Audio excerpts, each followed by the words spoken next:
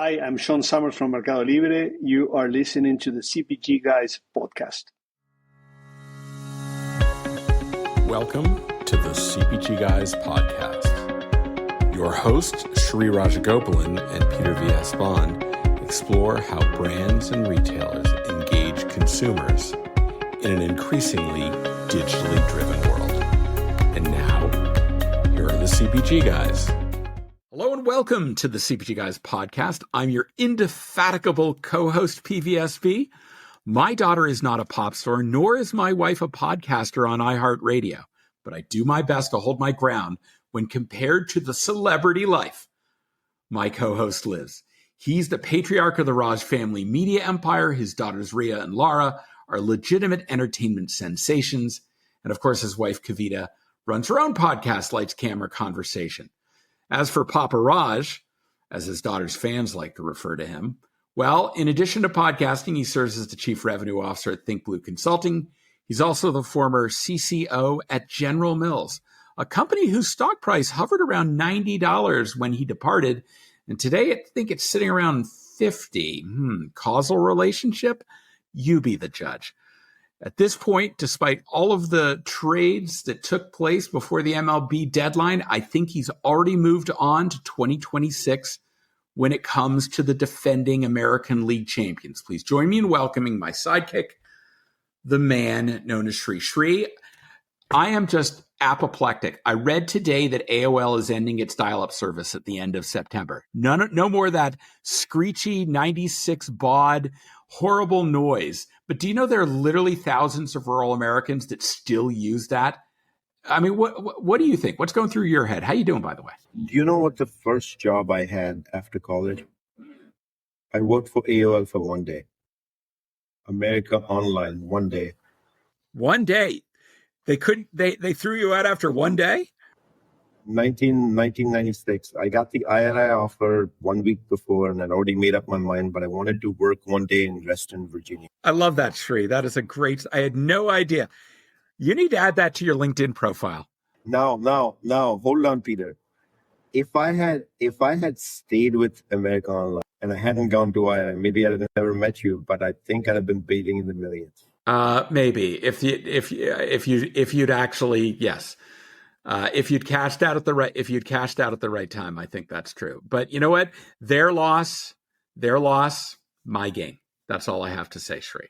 Most people did. Thank you as always for joining me. I'm looking forward to today's conversation. To our audience. Hold on, we can't leave the General Mills conversation that easily, right? I was just throwing that out there as a teaser. Yeah. So the stock is definitely depressed. It's below 50, by the way. So does it make me feel sad every single day? It just doesn't feel good. I think the way path forward. They saw their best years under you, didn't they, Shri? Like in decades. When you were there. The growth, the phenomenal growth we had in COVID due to pricing was a record. I think the whole industry knows that. Can't deny that. The way forward is portfolio rediscovery. There's just too much going on in the economy. And I for one, in the last 18 months, haven't seen that portfolio rediscovery with the exception of investing more in pet. But the food segment is the largest segment for General Mills. It outweighs pet like 3:1. So rediscovering that is the way forward. So I'm looking forward to that moment. And it'll be a celebratory moment when and if it shows up. Did you want to say anything about the Yankees before we go on, or can we just move on? Why do we need to talk about the Yankees, man? I mean, I just realized it's been 3 minutes and 55 seconds. Sean is here on this podcast, and we haven't said a word to him. I know. We'll move on. You know what? We're going to move on.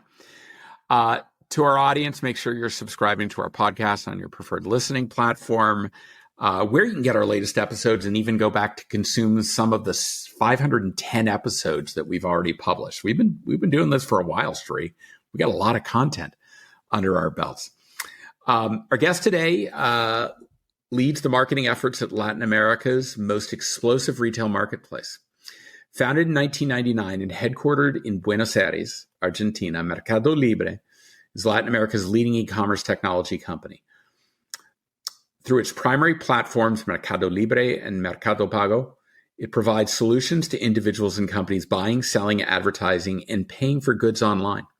Mercado Libre serves millions of users and creates a market for a wide variety of goods and services in an easy, safe, and efficient way. That sounds like something a marketer would have crafted. That's a good line. We'll have to ask him about that. Our guest has been with Mercado Libre for nearly 13 years. Wow. He currently serves as head of Mercado Ads, their retail media platform, and as CMO of Mercado Libre. Please join us in welcoming to the podcast Sean Summers. Sean, welcome. How you doing? How are you doing? Thanks for the invitation. Sorry it took us so long to get to you. Sometimes we get on a rant and we just start going and going. And we're like, oh yeah, we're here to talk to a guest, and we forget to do it. So thank you for indulging us as we got to you. I love it, and I'm very happy that we didn't get into baseball because that's not my area of expertise. You're right. Now, how about cricket? No. Because that's Shri likes cricket. Shri's all about cricket. He's going to London for I think mentioned he's going to be going to London for an event that his daughter is having, and it's at Wembley Stadium. And I reminded him not to dress for a cricket match because that's not what's happening. It's going to be a pop concert. It's not going to be a cricket match. So just dress appropriately. But Coldplay is playing, Peter. Yeah, I know that, but I'm afraid you're gonna see Wembley and you're like, ooh, I've got to go to a cricket match. It's not for cricket. They don't play cricket at Wembley. There's a Canadian trying to pretend. Yeah, they do. Yes, they do. No, they do play cricket. It's called the Lords. Okay, that's the ground, and the Oval. Wembley is a football.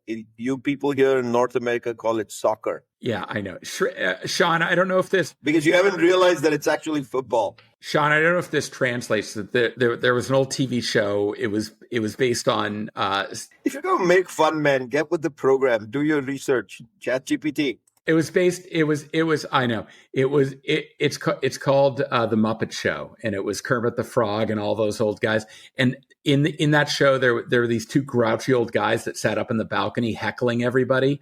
That's Shri and me. We're a bunch of grouchy old guys. We just bicker amongst each other. But listen, before we get to the questions, could you just give our audience a brief little overview of what are your primary responsibilities at Mercado Libre? So Mercado Libre, largest e-commerce and fintech ecosystem in Latin America, which is quite unique. There's not an equal company around the world.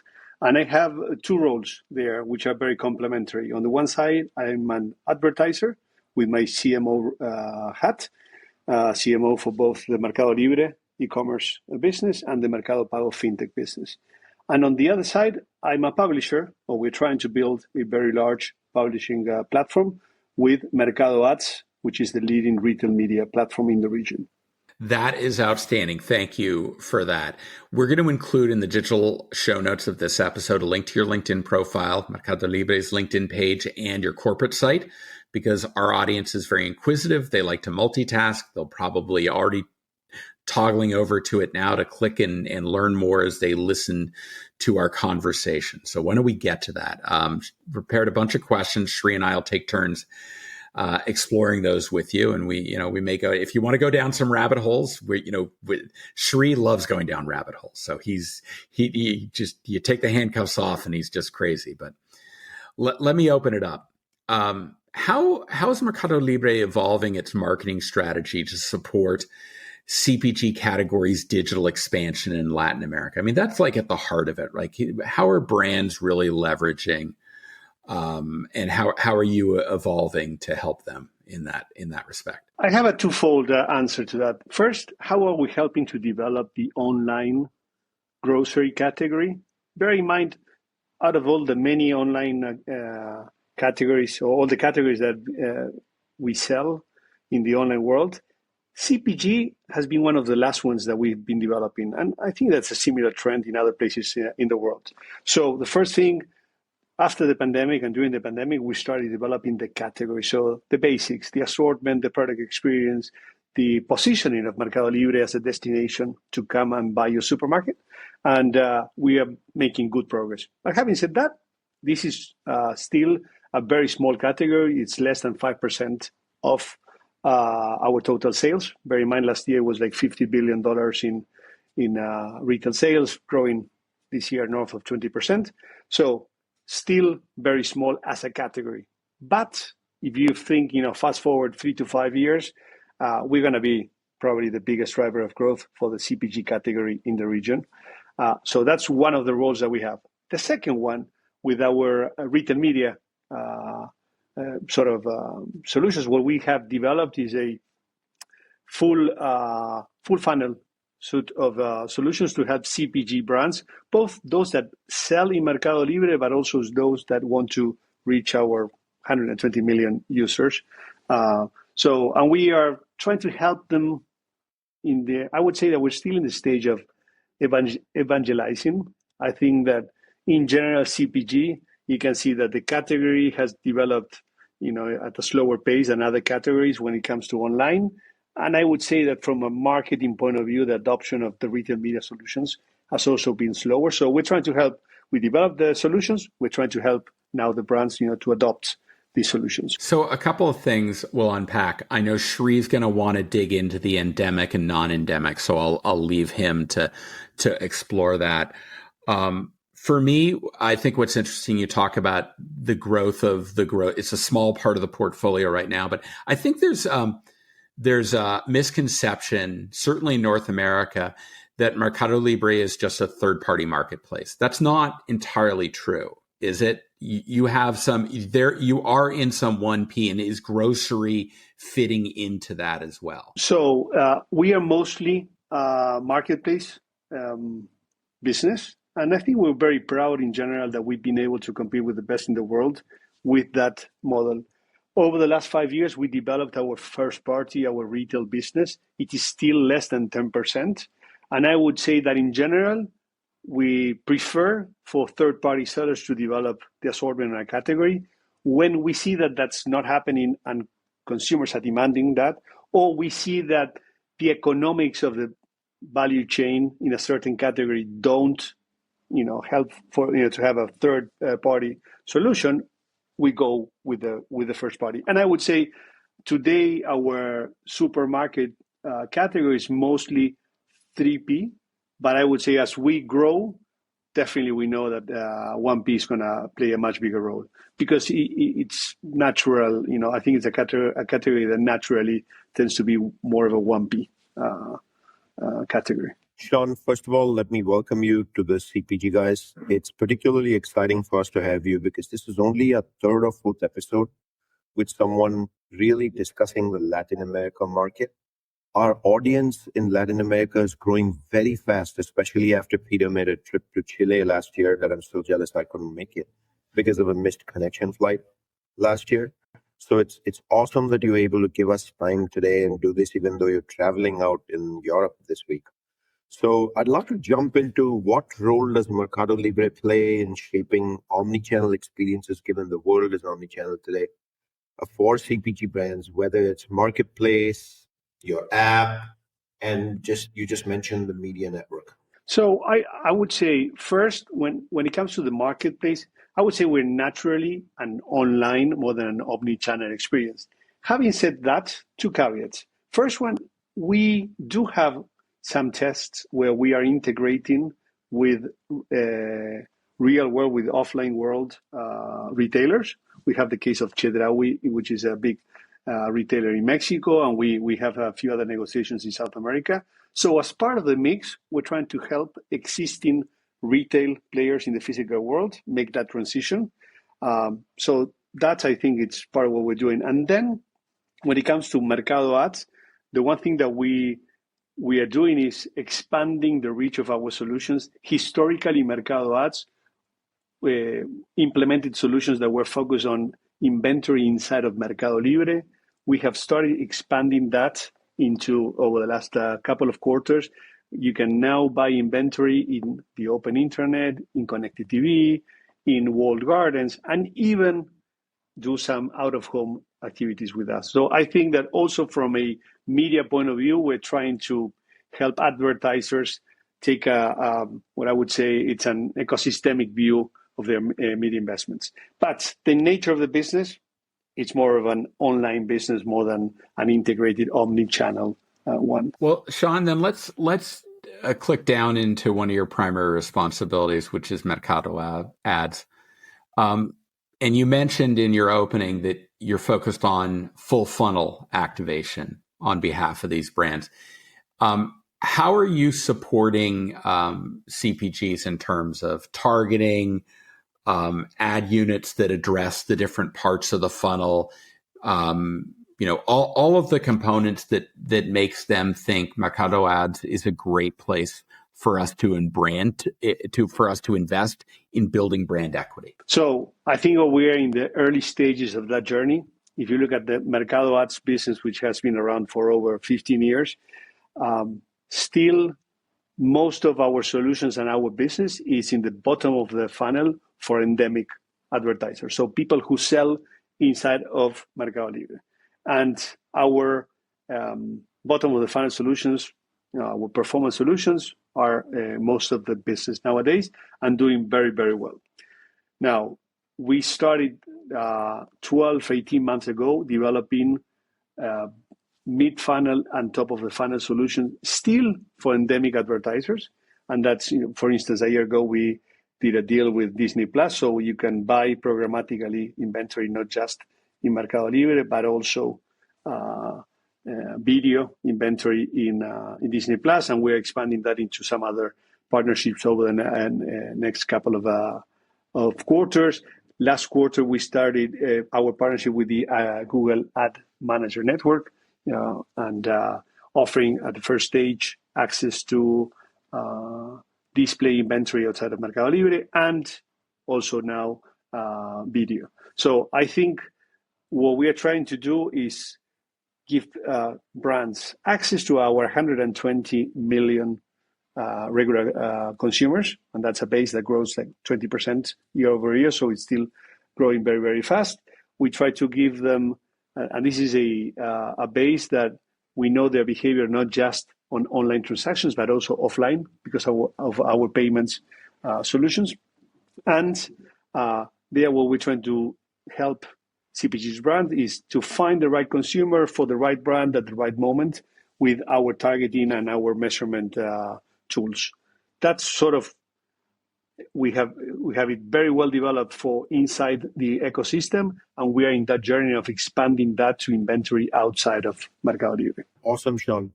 So as you've grown the platform, by the way, I've been checking out the platform while we've been having this discussion, and I'm about to buy a t-shirt from Argentina, believe it or not. And it's a very special one that I will show you all at the end of the show. While I continue to do that, it's actually for my Coldplay visit. While I continue to do that, I want to go back a few years, pandemic, post-pandemic. Pre-pandemic, digital, while it was taking off in Latin America, obviously the pandemic resulted in a change in behavior where consumers realized for many months, online is the only way to go. And with that change in behavior in the CPG space in LATAM, have y'all really taken advantage of the moment, prepared yourself for the moment for the consumer? And do you feel Mercado Libre as a marketplace is positioned to win with these behavioral shifts? First, if you can tell us, am I right that there's been a behavioral shift? And then can you focus on what have you done to adapt? Absolutely. There's been a behavioral shift since the pandemic. I think that we saw for a long time, ever since we started the company, we've seen systematic growth at a very nice pace. The pandemic, the way we describe it, particularly 2020, we had 3 years of growth in 1 year. But after that, and for reasons that I'm going to explain, we were able to take advantage of that. But after that, we were one of the very few companies in the world that maintained a significant growth rate ever since. So why were we able to take advantage of the pandemic? Well, because take advantage, if you know what I mean, we were forced to face the pandemic and we were ready for that. Because 2 years before that, we decided to start building our own logistics network because we were competing with the big giant from the north. And we said, if we want to survive, it's not good enough to be reliant on third-party operators. We have to build our own logistics network. So by the time that the pandemic hit, even though it had been only 2 years, we were down that road. And the pandemic helped us prove that we could accelerate, and that logistics network expanded massively during the pandemic. We were able to serve and surprise not only our existing consumer base, but a lot of new consumers who came into Mercado Libre because of the pandemic, and who were pleasantly surprised, not just in CPG, but in almost any other category, that we were able to deliver very, very fast what they needed. CPG, probably, that was the moment in which they discovered that they could buy CPG. Until that moment, we hadn't been that proactive. We had a little bit of assortment, but not that much. So it was an accelerator. Now, after the pandemic, the experience has been so good, and we kept investing in the logistic network. So we've been reducing cost and time to deliver. So what that means is that all those consumers got used to buying online during the pandemic. They stayed with us. Our retention rates have been improving ever since. But the other surprising factor is, if you look at the growth of our new buyers base over the last 3 or 4 quarters, we have had the highest growth rates, even higher than during the pandemic. So we still discover today a big part of the population who hasn't bought online yet. And because we're lowering the barriers to entry by offering a lot of free shipping to our user base, they are discovering through CPG and other categories that there's something in this, online worlds, and they're staying with us. So one of the things I do want to hear from you is CPG brands. You kind of started addressing it, right? That they've realized that they need to be more digitally savvy overall and participate in the marketplace. Do you find that they've kept up with like digital content? The advertising they're creating is more for today's consumer, not the 1-minute TV spot versus the 5-6 seconds of attention, as well as the digital content they put on Mercado Libre is made for today's times. The product shots are classy. You get, if they sell food, it's about ingredient information. If they're selling a t-shirt, you can see all sides of it. The sizing is accurately portrayed. I'm just curious if the digital content has kept pace. I think that the honest answer is no. I think in general, we have seen very big improvements since the pandemic. But if I go specifically to the CPG industry, which I know very well because before this life in Mercado Libre, I was in the CPG industry. So I still, my heart is still there. I would say, I think that there's been a slow adoption in general of the channel, of the media solutions, of even adapting, the ways that we communicate with consumers. So no, when I started in CPG 30 years ago, in a sense, CPG was the place where things were happening before they happened in other categories. And I don't think that that's the case nowadays. I think that the sector as a whole, it's more of a laggard when it comes to adopting new technologies and changing the way we market to consumers. That's my controversial point of view, but I think I have facts to show it. I don't think that's controversial. I think that's... No, I don't see it as controversial either. I think it's important that brands keep up because at the end of the day, they come to the marketplace to buy a product. Sean, what's interesting to me is, and it kind of plays off of this, you made reference to it. It's not just about you have a commerce platform. You have a very large ecosystem that you've created. You said, how do we get people who haven't bought online to buy online more? And it's about enabling things. It's not just about the free shipping. I mean, by my account, you probably have about 30 components to your ecosystem, from the commerce platform, retail media, cloud computing, logistics, financial services, technology, local services, choice, social, connected life, entertainment. You are building out an ecosystem, and that's how you get your business to be sticky with consumers. I mean, it becomes the primary place where they go to do things, not just buy a product. Absolutely. The way we started as the eBay of Latin America. So I think this is a company that has been in constant evolution over the last 26 years. We realized very quickly that the auction model, used products, consumer to consumer model wouldn't work. We evolved into fixed price, new products, from individual sellers, and then we went for the SMBs, and then we went, for the big brands.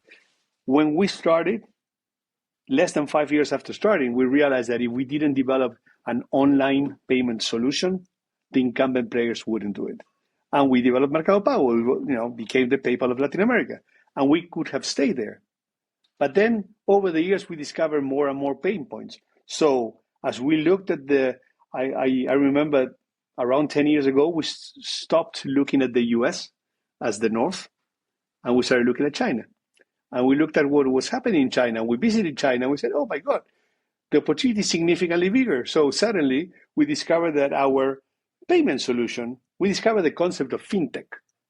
This could be much bigger than just a payment solution. So first thing, we went from the market is online payments to, well, actually it's online payments, and it could be offline payments if we develop these terminals like Square did in the US.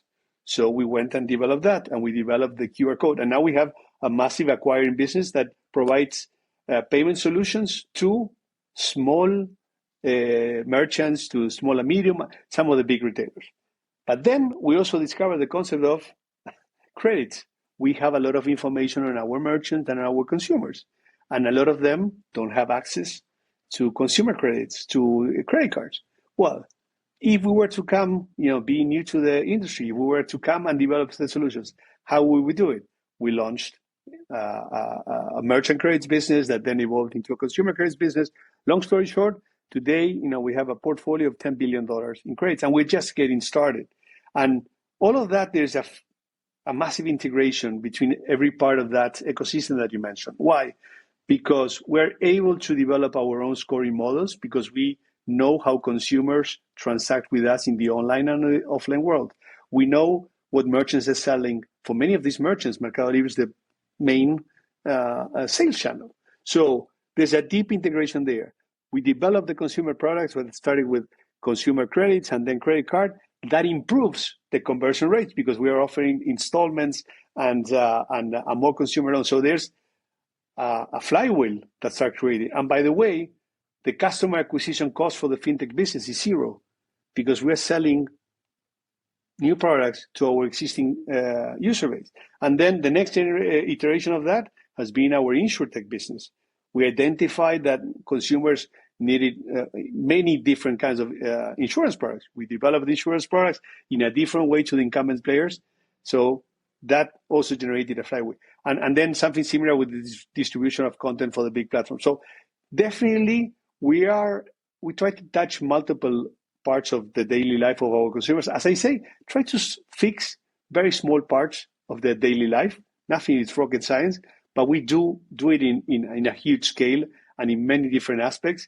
And clearly everything retrofits the other parts of the ecosystem. And that's a secret sauce of Mercado Libre. So let me jump to now getting into the depth of value proposition and what people get back. By the way, it's fabulous to hear you all went to China and mastered the fintech game, because the level of loyalty unlock you get by getting into fintech and having your own payment system is next level.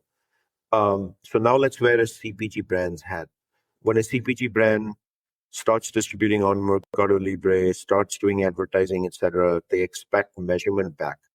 So what measurement frameworks do you use to assess CPG campaign effectiveness, especially conversion, lower funnel, getting it in the basket and actually being checked out?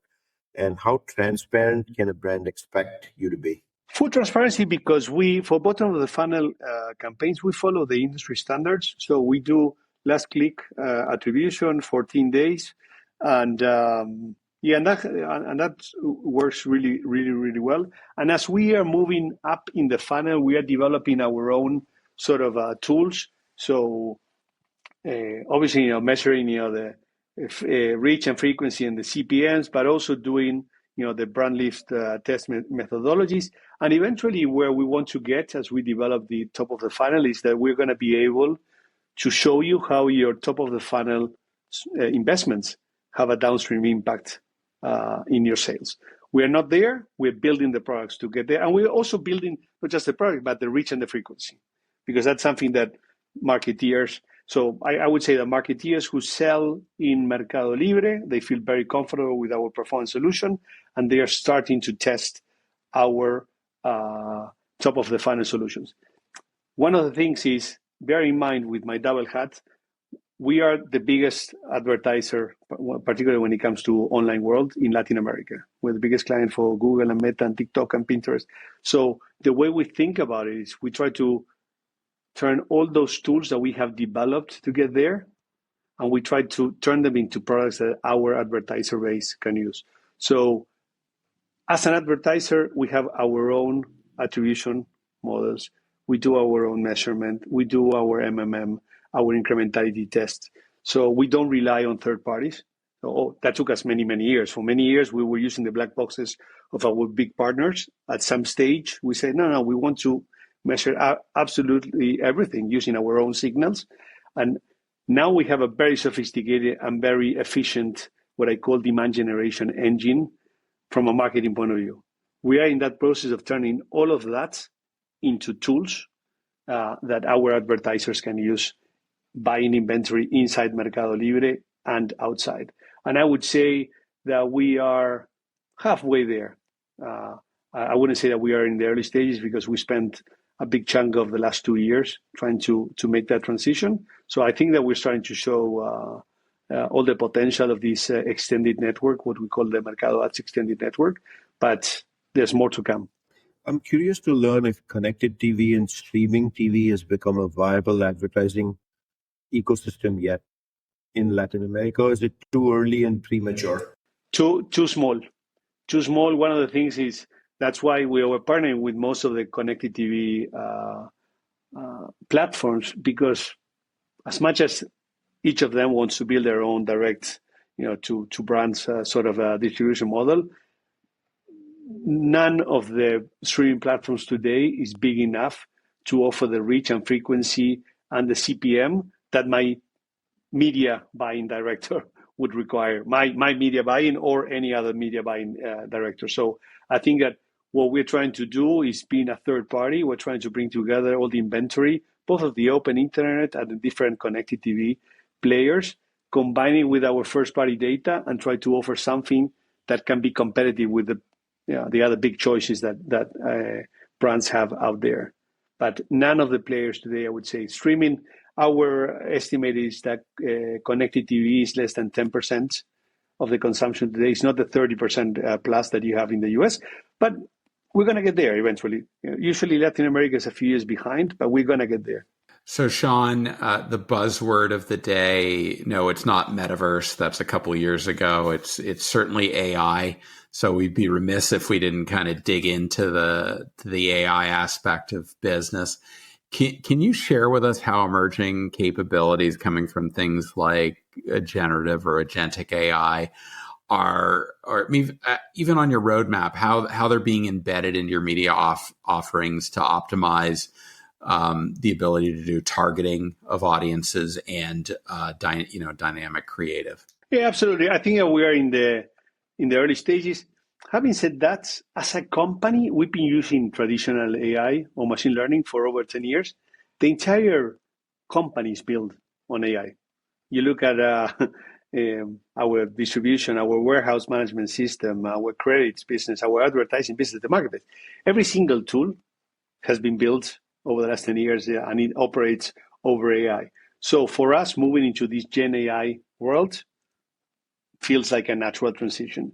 I would say, using some examples, in Mercado Ads, for targeting, we have AI models that identify the best ad for each customer in every single context with automatic bidding so that it optimizes the value for advertisers. That's for targeting. When it comes to creatives, we have products like brand ads or display ads, where creatives are AI generated. We automatically talk with the catalog and we create the best possible ad. We are starting to experiment. We are doing it in very small scale, but the idea over the next 2 quarters is to expand it with video generated, AI generated. So taking a few shots from here and there from the product listings, and we are creating 15, 20 seconds ads that you can then use inside our media. So I would say starting to make sure that I would say every single aspect of our product offering it's operating, leveraging Gen AI. And then for optimization, we already have, and obviously, the first version of an AI agent that evaluates the campaign performances and automatically generates recommendations for the brands and for the advertisers. And the next step of that development is going to be that agent makes decisions. Today is making recommendations. At some point, it's going to work so well that the idea is that it's going to run the campaign for our advertisers. So we started that journey. It's interesting. Mercado Libre started the journey on Gen AI 18 months ago. But for the first year, most of the focus was on internal use. How do we make our internal processes more efficient? Be it code generation, how our legal department processes the different claims, how our customer experience team resolves disputes, after sales disputes, how Gen AI can improve the quality of our catalog, the quality of our recommendations. So we saw a lot of improvements and impact last year when we use it for internal purposes. And it's been this year that we started focusing on, okay, how do we make our external focused products Gen AI first? And the way we're thinking about it is we want to rebuild the company. And it's interesting. It's a very successful company delivering fantastic results.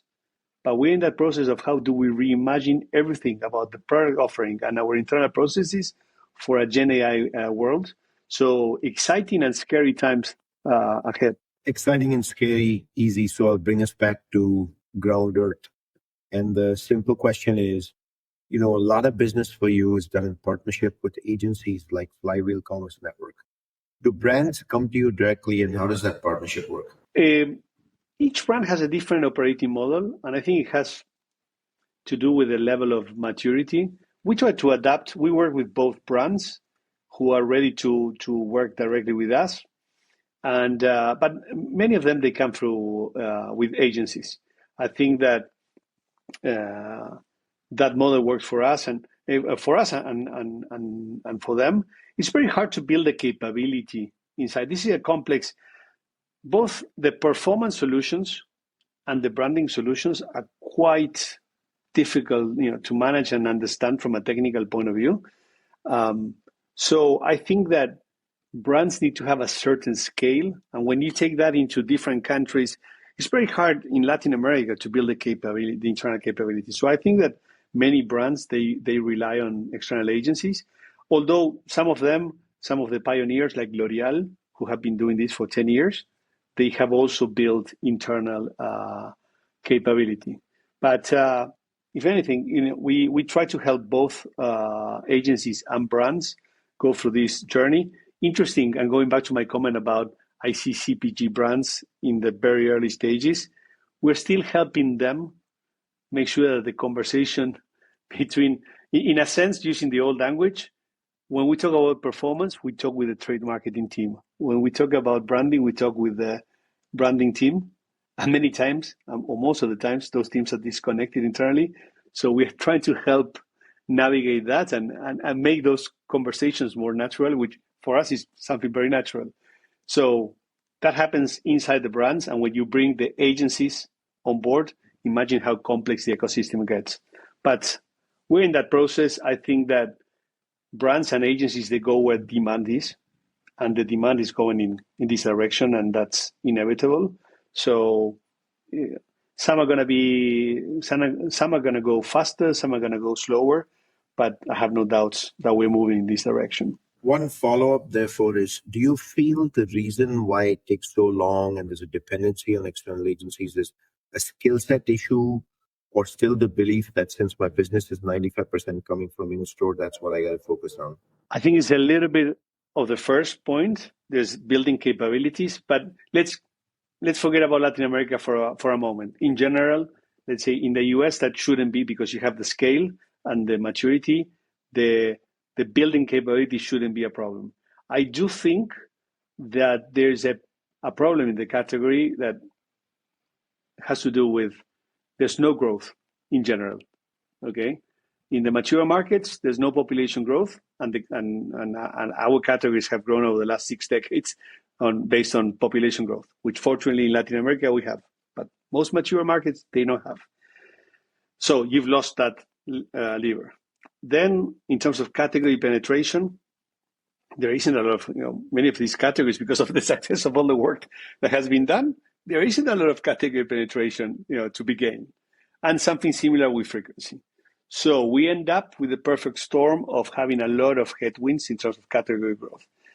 And that combines then with, okay, we have to work harder, our dollars have to work harder in order to generate that demand.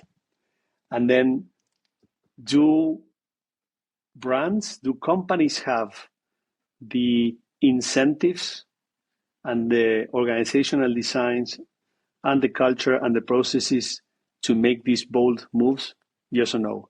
And in general, I would say no. So we're stuck in this situation where there's no growth. I think that whoever is willing to take some risks is going to be the winner. But the problem is that, yeah, it sounds great. But if I measure just by the next quarter, probably I'm not going to be around long enough to show the early results. So I think that the industry as a whole, it's in a tough spot. Having said that, I do believe that there is a way out.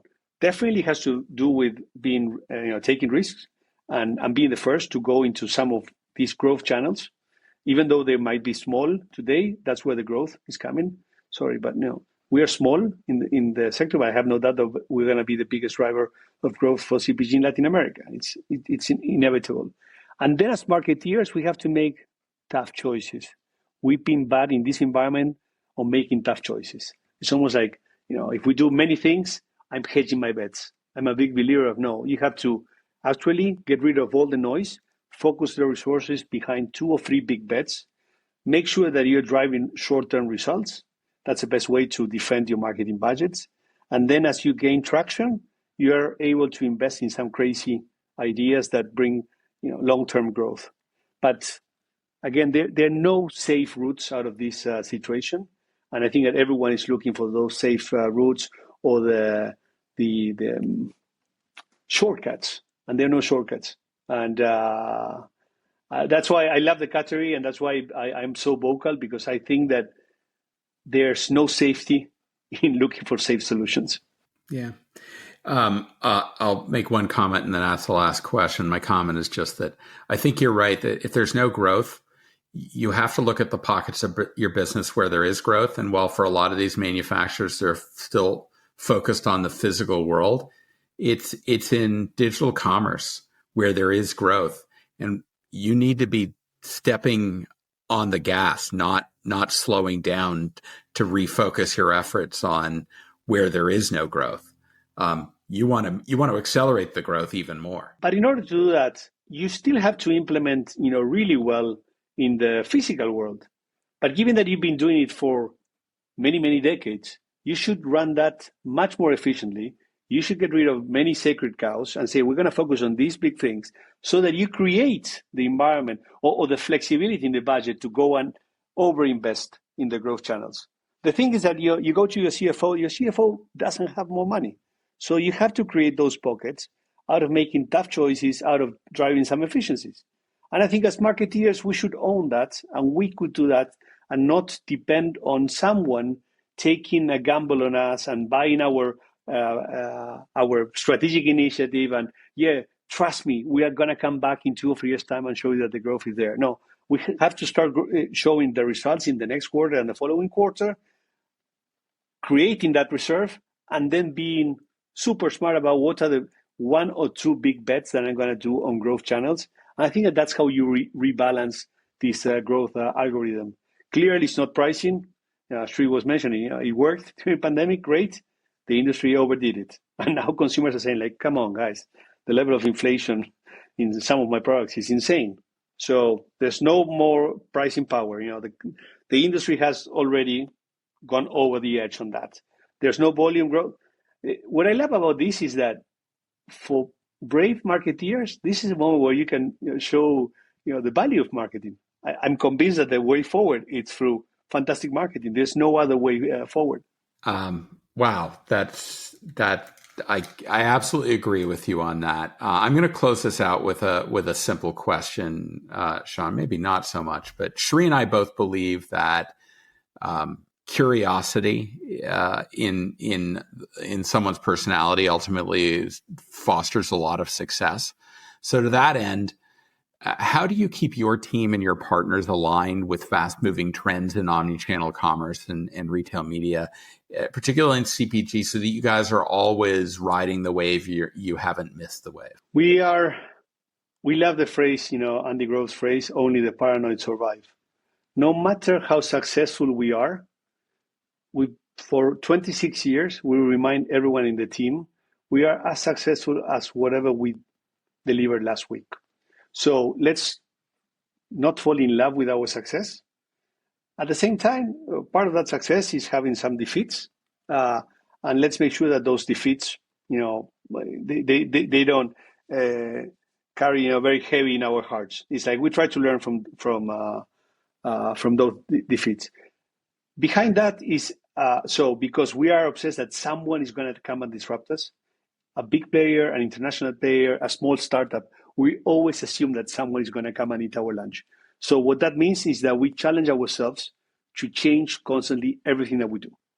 So not just the things that we do, badly or not that well, which it's obvious to try to change that, but even the things that we do really well, we say, guys, assume that this advantage is going to last more than 6 or 12 months. So every 6 or 12 months, we have to rethink even the stuff that is working really well for us. And the assumption. So when it comes to marketing, it's like the message to my team is, guys, we need to reinvent the entire marketing engine every 12, 18 months at a maximum. I would say every year we are reinventing what we are doing and also coming up with new solutions. Like now we are very focused on building a new affiliates and creative creators program, but at scale, something that works at scale for brands. That's something that for many years we said, no, we're not good, we're not going to do. While doing that, we're still working with Google and Meta and TikTok on optimizing and improving every single strategy, our promotional strategies. So that's a mindset and people get excited. I always say that what gets me excited after 13 years is that my learning curve in Mercado Libre, it's still 90 degrees, even today. And I think it's going to be 90 degrees until the last day that I'm here in this company. And that obsession with someone is going to come and eat our lunch. We always believe that we're not as good as our results and that someone is there planning how to disrupt us. And this is an industry, technology is an industry where if you sleep on your victories and you take them as a given, you can get kicked out of the round, of the ring in 2 years. And this is an industry that doesn't allow you to come back on the ring. So I think that's what we do. And the last thing is we're super curious, to your point. Every single night, we're looking at what's happening around the world, not just in our industry, in other sectors, who is doing interesting stuff. And then we say, does it apply to Mercado Libre? How would it apply? So always taking a very humble look to what our competitors or other players are doing in the outside world. And that never stops. It's 24/7. Well, if podcasting is a way that you can learn, I think Shri and I can probably recommend one or two that can help your team stay abreast of all sorts of things relative to our industry. I love that. Your plan there is don't assume that if you're at the top of the food chain right now, don't assume you're going to be there in 12 months. Someone can eat you. You could be going down on the rung. So anyhow, Sean, this has been a phenomenal conversation. Thank you for taking time out of your day. You're across the pond in London to connect with Shri and me. We've thoroughly enjoyed our conversation with you. Thank you. Thank you. It's been an absolute pleasure. And as I said, I love this industry. So I hope that in our next conversation, we start seeing some pockets of brands, segments being ahead of the curve compared to other categories. We have a lot of smart people in the industry. You have an open invitation. You have an open invitation to come back and talk as you've got new things to share with us. We're really excited. Shri, here's my big takeaway. You want to make a business that will grow, that will stick, that's part of a consumer's life, it's not just about the core business. It's about solving their problems that are adjacent. If you do that, if you build an ecosystem, you can build a sustainable business that people will gravitate to, and that will lead to your growth. What about you? A future t-shirt that says Sean Summers on it, and it says, the quote is, you need to be paranoid. And that's what will keep you relevant. I think I see us creating that t-shirt. That will be something we're gonna create. We've been known to do that. And what that creates is the hunger for learning, adaptation. We spoke about AI earlier in this episode. Sean referred to it. That hunger is what will create the understanding and create the outcomes. That's my biggest takeaway. Be hungry, but be paranoid. Shri, as always, thanks for joining me on this journey. To our audience, we're really appreciative that you take time out of your week to listen to us ramble on and share in the conversation we have with terrific guests like Sean. I look forward to doing this with you again on our next episode, Shri. And to our audience, we look forward to speaking with you on the next episode of the CPG Guys podcast. Goodbye.